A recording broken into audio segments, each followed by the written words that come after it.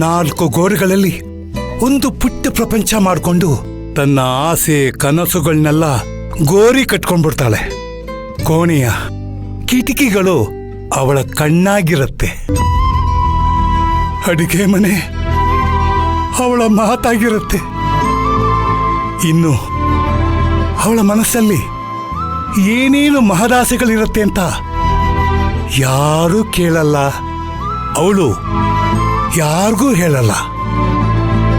ಈ ಹೆಂಡತಿ ಅನ್ನೋವಳು ಪ್ರತಿಯೊಬ್ಬ ಯಶಸ್ವಿ ಪುರುಷನ ಹಿಂದೆ ನೆರಳಾಗಿ ನಿಂತು ಬೇಡಿದ್ದನ್ನೆಲ್ಲ ನೀಡುವ ಕಾಮಧೇನು ಆಗ್ಬಿಡ್ತಾಳ್ ಕಣೆ.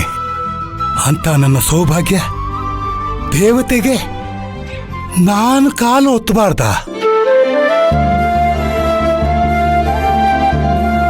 ಅವಳು ಮಾಡಿರೋ ಸೇವೆನ ಪ್ರತಿದಿನ ನೆನೀಬಾರ್ದ?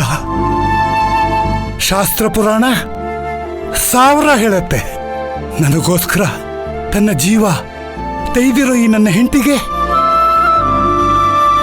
ಇಷ್ಟು ಮಾತ್ರ ಸೇವೆ ಮಾಡೋದ್ರಿಂದ ದೋಷ ಬರುತ್ತೆ ಅಂದ್ರೆ ಬರಲಿ ಬಿಡು. ಅದನ್ನು ಅನುಭವಿಸಕ್ಕೆ ನಾನು ಸಿದ್ಧ ಲಲಿತಾ, ನಾನು ಸಿದ್ಧ. ಯಾಕೆ ಲಲಿತಾ, ನಿನ್ನ ಗಂಡ ಹುಂಬನ್ ತರ ಆಡ್ತಾನೆ ಅಂತ ನಿನಗೆ ಬೇಜಾರಾಗ್ತಾ ಇದೆಯಾ? ಖಂಡಿತ ಇಲ್ಲ ರೀ, ನನ್ನ ಇಷ್ಟೊಂದು ಹಚ್ಕೊಂಡಿದ್ದಾನೆ ಅಂತ ಸಂತೋಷ ಆಗ್ತಾ ಇದೆ. ನನಗೆ ಜಗತ್ತಲ್ಲಿ ಇನ್ನೇನು ಬೇಕಾಗಿಲ್ಲ ಲಲಿತಾ. ನನಗೆ ಬೇಕಾಗಿರೋದು ನೀನು ಲಲಿತಾ.